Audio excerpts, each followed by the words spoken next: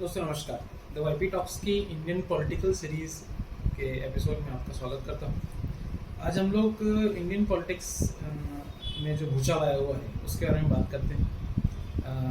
पिछले कुछ दिनों में आपको पता चला होगा, आपने न्यूज़ सुनी होगी कि कांग्रेस के जो नेता हैं राहुल गांधी, जो वायनाड से सांसद हैं, उनको किसी मानहानि के मामले में 2 साल की सज़ा सुनाई कोर्ट ने।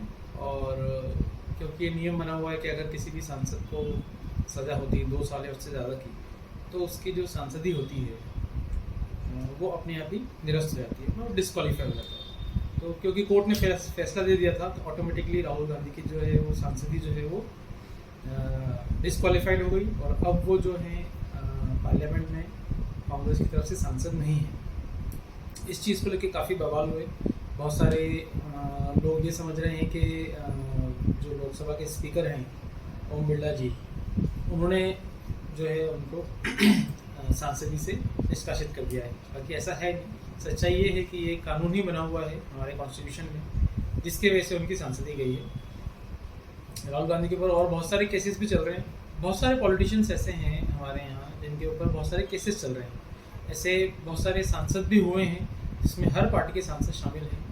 सपा के भी हैं, बीजेपी के भी हैं, जिनके ऊपर किसी भी तरह का आपराधिक केस, मानहानि का केस या किसी भी तरह का केस हुआ, उनको सज़ा हुई, 2 साल या उससे ज़्यादा की सज़ा हुई, और उनकी जो है सांसदी जो है, उनकी जो सीट जो है पार्लियामेंट से, वो डिस्क्वालीफाई हो गई। तो ये कोई नई बात नहीं है, लेकिन बिकॉज ये राहुल गांधी का मामला है, राहुल गांधी को काफ़ी सारे लोग देश का बहुत बड़ा नेता ही मानते हैं और पीएम पद का उम्मीदवार ही मानते हैं। तो इस वजह से जो है ये बहुत हंगामा होता जा रहा है। अब इस हंगामे में जो नया रोल प्ले किया है, वो प्ले किया है श्री अरविंद केजरीवाल ने। जी हाँ, आम आदमी पार्टी के संयोजक जो हैं, जो सुप्रीम है आम आदमी पार्टी के, दिल्ली के सीएम भी हैं। उन्होंने अभी दिल्ली विधानसभा में कुछ दिनों पहले पीएम मोदी पे डायरेक्ट हमला किया है। उन्होंने पीएम मोदी को कम पढ़ा लिखा भी बोला, उन्होंने पीएम मोदी को भ्रष्ट बोला। उन्होंने यहाँ तक बोल दिया कि जो गौतम अडानी है वो पीएम मोदी के वेल्थ मैनेजर है। जी हाँ, और सारा पैसा पीएम मोदी का है और अडानी तो केवल उनकी वेल्थ मैनेज कर रहे हैं। इस तरह के आरोप उन्होंने, गंभीर आरोप जो है वो नरेंद्र मोदी के ऊपर लगाए। मोदी जी इतने स्वार्थी आदमी हैं कि अगर केवल मामला दोस्ती तक होता तो 2 मिनट में उसको साइड करते और कहते मेरा कोई लेना देना नहीं इससे। दोस्त पे इतने मेहरबान क्यों हैं? जिस दिन अडानी डूबा उस दिन मोदी जी डूबेंगे। अडानी में सारा पैसा मोदी का लगा हुआ है।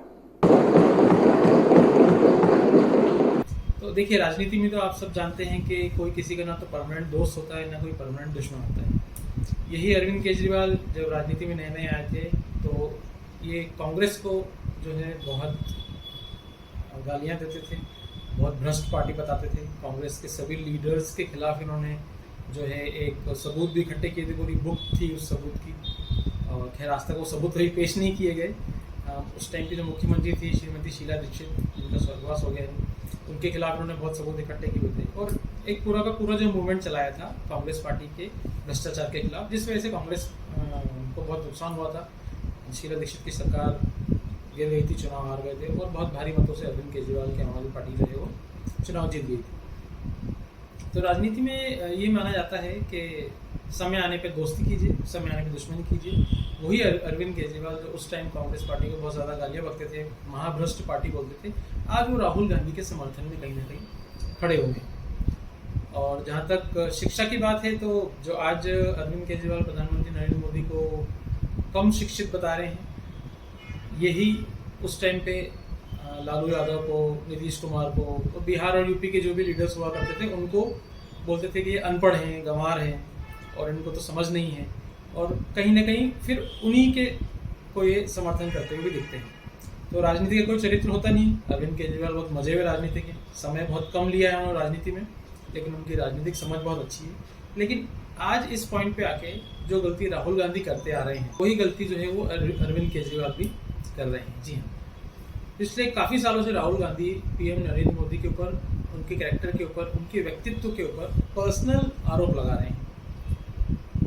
और ये करीब करीब एक तरीके से एक्सेप्टेड चीज़ हो चुकी है कि पीएम नरेंद्र मोदी के जो कैरेक्टर है पर्सनली या उनके जो वैल्यूज़ हैं वो काफ़ी हाई हैं। खासकर कि भ्रष्टाचार का मामला या उन्होंने देश को लूटा है, इस तरह के आरोप तो जो है वो हजम नहीं होते। तो यही गलती जो है वो राहुल गांधी कर रहे हैं, क्योंकि नरेंद्र मोदी की जो सबसे स्ट्रेंथ है वो उनकी वैल्यूज़ है और उनकी ईमानदारी है, और ये जग जाहिर है। और इसका कोई सबूत भी आज तक किसी के पास कोई पेश नहीं कर पाया कि उन्होंने किसी तरह का कोई घोटाला किया है, भ्रष्टाचार किया है। तो जो गलती राहुल गांधी करते आ रहे हैं इतने सालों से, जिसका कि नुकसान उनको उठाना पड़ा है, वही गलती जो है अब अरविंद केजरीवाल कर रहे हैं। देखिए, कोई भी पॉलिटिकल पार्टी पूरी तरीके से तो पवित्र है नहीं, साफ सुथरी है नहीं। आम आदमी पार्टी जो एक पार्टी उभरी थी ये कह के कि हम कट्टर ईमानदार हैं, उनके ऊपर भी आप देख रहे हैं कि घोटाले के आरोप लगे हैं। हाँ, हर राजनीतिक पार्टी बोलते ज़रूर है कि जो अपोजिशन वाले हैं या जो दूसरी सरकार में जो पार्टियां हैं वो हमारे खिलाफ साजिश कर रही हैं, लेकिन ये आप भी जानते हैं कि आज के ज़माने में जहाँ पे कि सुप्रीम कोर्ट छोटे छोटे केसेस में ही रात रात भर चल जाती है, वहाँ पे किसी को भी झूठा फंसाना और उसको पुलिस रिमांड में लेना इतना आसान नहीं है। तो कुछ ना कुछ तो हुआ होगा, तभी आम आदमी पार्टी के ऊपर आरोप लगे हैं, उनके 2 मंत्री जेल में हैं। तो आज की कंडीशन में निराधार आरोप आप किसी के ऊपर नहीं लगा सकते। अगर आप आरोप लगाएं तो आपके पास सबूत होना चाहिए, और अगर आप बिना सबूतों के आरोप लगाते हैं तो राहुल गांधी के साथ हमने देखा है क्या हुआ, मानहानि का केस हुआ, उनकी सांसदी गई। तो अरविंद केजरीवाल भी यही गलती कर रहे हैं। अगर उनके पास कोई सबूत है तो उनको सबके सामने पेश करना चाहिए, और अगर उनके पास सबूत नहीं है तो उनको इस तरह के निराधार आरोप नहीं लगाना चाहिए, स्पेशली देश के प्रधानमंत्री के ऊपर।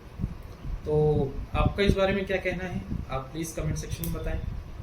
आज के लिए इतना ही, थैंक यू।